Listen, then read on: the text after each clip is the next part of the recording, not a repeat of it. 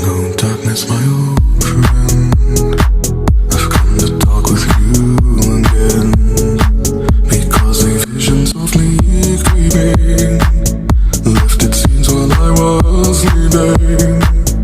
And the vision that was landed in my brain still remains within the sound of silence. In restless dreams I walked alone, narrow streets of cobblestone. 'Neath the halo of a street lamp, I turned my collar to the cold and damp. When my eyes were stabbed by the flash of a neon light that split the night and touched the sound of silence. And in the naked light